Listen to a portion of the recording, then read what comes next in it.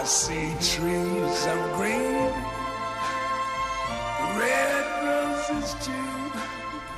Bueno, en el segundo bloque de Diálogo Abierto es obligada la necesidad de hablar desde el corazón belvillense, digamos con tonada cordobesa. Hemos tenido el testimonio de Darío Volonté impresionante, ¿no? Narrando cómo fue la sobrevivencia del hundimiento del Aras General Belgrano. Para unos un crimen de guerra, para otros no. Estamos con un politólogo, una persona que ha estudiado y que ha hecho una tesis inclusive en relación a este tema. Cristian Reitano, buenas noches. Buenas noches, Pancho, muchas gracias por estar acá invitado. Y bueno, con respecto a lo que se hablaba sobre el Belgrano, desde el punto de vista jurídico, en cuanto se habla sobre las normativas internacionales, sí se encuadra, no quiero corregirlo porque sería un delito de mi parte corregir un veterano, pero legalmente sí se encuadra en un crimen de guerra el hundimiento del Belgrano, debido a que Gran Bretaña unilateralmente preestablece las 200 millas náuticas alrededor de las islas, delimitando cuál iba a ser el territorio de lo que iba a ser la zona de combate. Y el Belgrano es hundido fuera de las aguas de exclusión. Es torpedeado, como bien dijiste vos, por el Conqueror con 2 torpedos y es hundido fuera del perímetro preestablecido por Gran Bretaña. Lo que sí, digamos, toma más fuerza legal a favor de la posición argentina de que sí encuadra dentro de un crimen de guerra.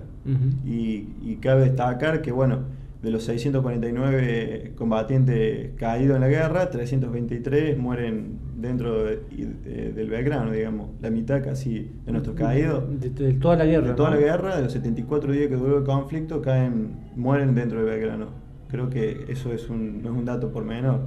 Y tampoco debe ser un dato menor el hecho de que sigue siendo un tema candente a nivel de política internacional. ¿Por qué? Porque hace muy poco conocíamos de una decisión de Gran Bretaña de rearmar sus fuerzas en las Islas Malvinas, inclusive el reenvío de elementos como para establecer supuestamente un combate, es decir, es como que Gran Bretaña tiene una hipótesis de combate en relación a la Argentina, lo cual para nosotros es totalmente descabellado, pero no para ellos. ¿A qué se deberá esto?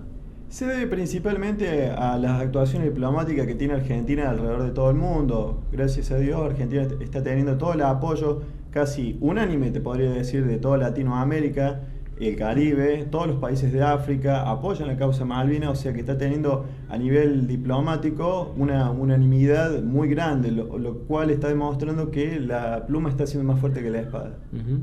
Y también está con nosotros Walter Luján, que ha pedido en su momento rectificar el hecho de que no es presidente, sino es vicepresidente, pero bueno, recién te mostraba fuera de cámara de que en su momento, bueno, invitamos a otros compañeros de armas tuyos en 2 oportunidades. Siempre desde este programa hemos tratado de hacer memoria en relación al tema de Malvinas, porque es un tema que nos cruza de diferentes maneras los argentinos. Una, el hecho mismo de las heridas de la guerra. El otro, el hecho de que luego de Malvinas se desencadena el proceso que termina justamente con la reapertura de la democracia. Y en esto ustedes han sido grandes protagonistas, pero también en la primera época, cuando se hablaba de desmalvinización, también fueron los grandes olvidados. ¿Cómo están ustedes en este momento al respecto? Volviendo un poco, o empezando un poco a contestar tu pregunta. Malvinas, yo digo siempre lo mismo, o sea, marca un antes y un después. El antes, con la dictadura genocida, que cuando terminamos con la última dictadura que creo que va a haber en la Argentina, cuando hubo 30.000 desaparecidos, y el después, que es la apertura de la democracia, que hoy, gracias a Dios, y en la charla que estamos dando continuamente, estamos dando charlas hacia hijos de la democracia, de esta democracia. Marca muchas cosas Malvinas. Malvinas es incómodo también, porque ¿cómo explicarle a la gente o al pueblo que es una guerra perdida? Cuando siempre hemos ganado la guerra, o sea, cuando el pueblo siempre es ganador, o sea, Malvinas por eso incomoda también, o sea, en Malvinas se juntan varias cosas, se juntan varias generaciones, o sea, la generación que fue, la generación que pudo haber ido, la generación de los que escribieron las cartas, la generación un poquito más acá, que es la que empezó a vivir la democracia, y la generación chiquita, que es la que está llevando adelante toda esta llama de Malvinas. convivir y vivir con Malvinas se hace llevadero, se vuelve, digamos, volvemos un poco a lo que fue la guerra.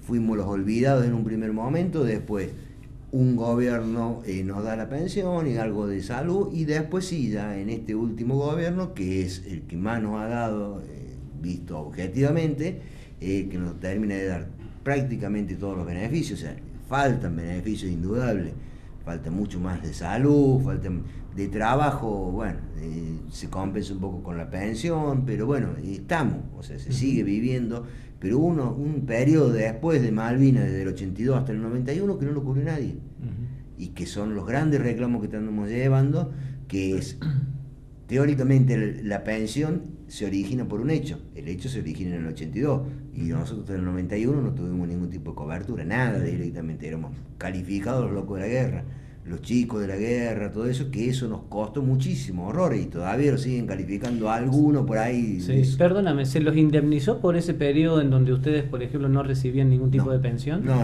en ningún caso se indemnizó, o sea, no se nos dio nada en ese caso, ni de indemnización, o sea, se han iniciado juicios, todo, pero no hay nada.